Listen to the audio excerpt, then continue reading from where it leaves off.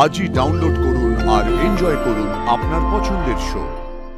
আপনি আমাকে বলতে পারেন, আমি কাউকে কিছু বলবো না।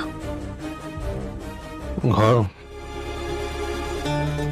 এই ঘর, হ্যাঁ হ্যাঁ, এই ঘরে কি আছে? আমার খুব চিন্তা হচ্ছে। আচ্ছা, কেন এত চিন্তা করছো বলো তো সুমি?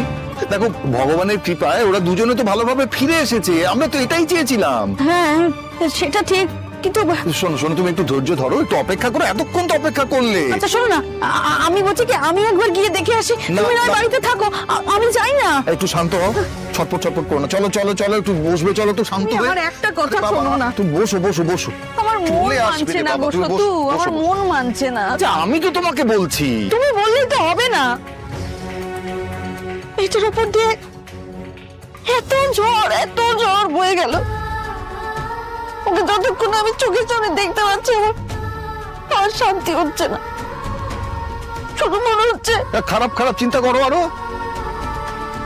মনে হচ্ছে এখনো যেন সবকিছু ঠিক হয়নি, এখনো যেন সব বিপদ কাটেনি। সুমি, এসব খারাপ চিন্তাগুলো মাথা থেকে দূর করো, একটু ভালো ভালো ভাবো, তাহলে দেখবে সব ভালো হবে। আচ্ছা, এটা ভাবো, অপু জোর করে যেটা বলেছিল সেটাই তো সত্যি হলো নাকি? এসব দুশ্চিন্তা একদম প্রশ্রয় দিও না। শোনো সতু, আমি তোমার মতো করে ওরকম ভাবতে পারবো না। ভাবনা কারোর হাতে থাকে না। আমি মা, আমার সন্তানটার উপর দিয়ে এত ঝড় বয়ে যাচ্ছে, আমি সহ্য করতে পারছি না। আচ্ছা ঠিক আছে ঠিক আছে, শান্ত। ও শুধু ফিরে আসুক, আমি ওকে দেখি দু চোখ ভরে। ঠিক আছে, ফিরে আসবে ফিরে আসবে। কিছু চাই না। তুমি বসো বসো, এখানে বসো। ফিরে আসবে বাবা, চলে এসেছে তো, চলে আসবে এখানে। ওরা দুজন ভালো থাকুক, শুধু আর কিছু না। ভালো আছে ভালো আছে, সবাই ভালো আছে।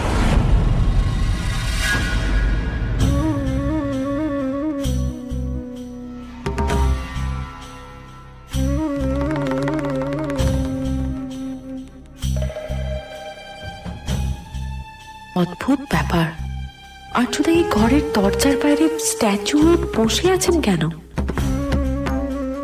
কেসটা কি হলো? সবকিছু এভাবে ভুলে গেলেন কি করে?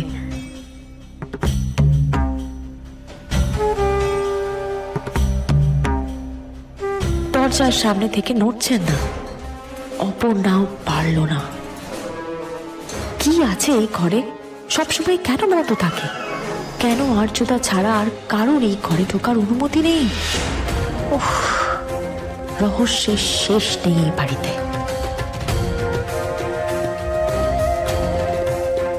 আর্যদা, আর্যদা, আপনি এখানে একা একা বসে, মানে ঘরে যাবেন না আপনার? আর্যদা, মানে আমি বলছিলাম, আপনার ঘর ওই দিকে, যাবেন না? ঘর,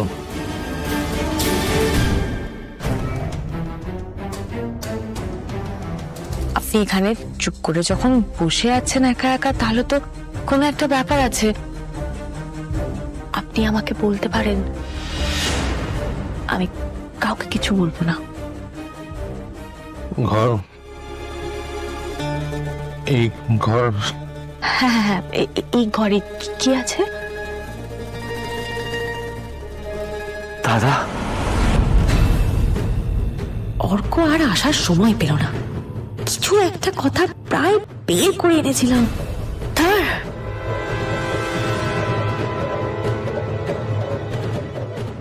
দাদা, দাদা চলো ঘরে চলো, দাদা ঘরে চলো। দাদা, মাও আসছে। খাওয়া দাওয়া তো কিচ্ছু হয়নি ভাই, আমাকে মা একটু বললো এখানে খাওয়া দাওয়ার ব্যবস্থা করতে, চলো। একটু বসতে দাও। আমি এখানে একটু বসে, আমি কোথাও যেতে চাইছি না। আপনি বোঝার একটু চেষ্টা করুন ভাই, এখানে একটু দাঁড়াও। তুমি ঘরে যাবে না কেন? আচ্ছা অর্ক, তুমি কি জানো এই ঘরে? আমি তো তোমাকে না বললাম মানসি, আমি কিচ্ছু জানি না।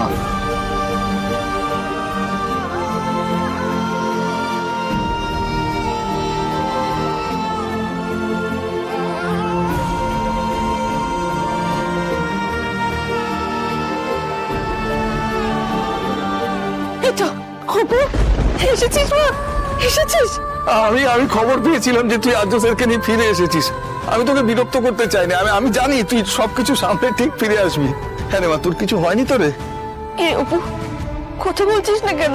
ও তো ক্লান্ত, দেখতে পাচ্ছ না?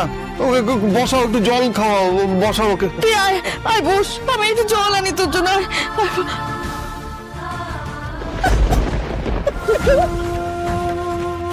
কি হয়েছে রে মা, এরকম করছিস কেন? তুই তো তোর কথা রেখেছিস, সব তো ঠিক হয়ে গেছে রে মা।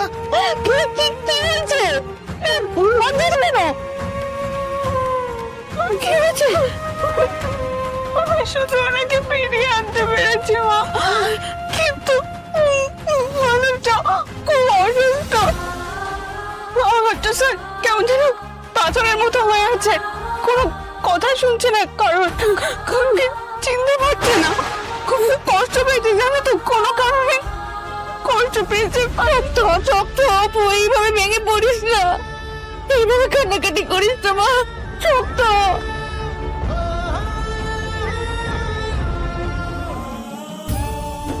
মা গো, আমি তো কোনোদিন তোমার কাছে কিচ্ছু চাইনি মা, নিজের জন্য কোনোদিন চাইনি, আজ চাইছি তুমি মানুষটাকে শুধু সুস্থ করে দাও মা। এইরকম ভাবে মানুষটাকে দেখতে হবে তা আমি কখনো ভাবি। তার চেতনা, স্মৃতি সব যেন ফিরে আসে মা, তুমি মানুষটাকে সুস্থ করে দাও, সে যেন নিজেকে চিনতে পারে, নিজের মানুষগুলোকে চিনতে পারে। রাজ্য সিংহের নামে সারাটুকু যায়, কথায় সারা দিচ্ছে না গো মা। এরকম ভাবে ওনাকে দেখবো আমি কল্পনাও করতে পারিনি। উনি যেন নিজেকে চিনতে পারেন, তাহলে তো সব গন্ডগোল হয়ে যাবে। আর্য সিংহ রায় এই নামটা তো অনেক না, অনেক নামটা। তুমি এত বড় শাস্তি দেবে মানুষটাকে, এত বড় শাস্তি দেবে মা। শুনলিস তো, আর্য স্যার সব ভুলে গেছে, ওরা স্মৃতিশক্তি হারিয়ে গেছে। কি হবে, কি হবে? শুধু বিয়ের তো সবকিছু ঠিকঠাক হয়ে গেছে, আসলে এই পরিস্থিতিতে কি করে বিয়ে দেবো? মেয়েটাকে এমন একজনের হাতে কি করে তুলে দেবো যে নিজেকে চিনতে পারছেন না? এরকম কেন ভাবছো তোমরা? এরকম কেন ভাবছো? তোমাদের কি মনে হয় মানুষটা সারা জীবন এরকম থাকবে নাকি? না, এরকম থাকবে না মানুষটা। মানুষটা সুস্থ হয়ে উঠবে, খুব তাড়াতাড়ি সুস্থ হয়ে উঠবে। আমার আর ওনার জীবন এক সুতায় বাঁধা গো, সেই গ্রন্থি কেউ আলাদা করতে পারবে না, কেউ না।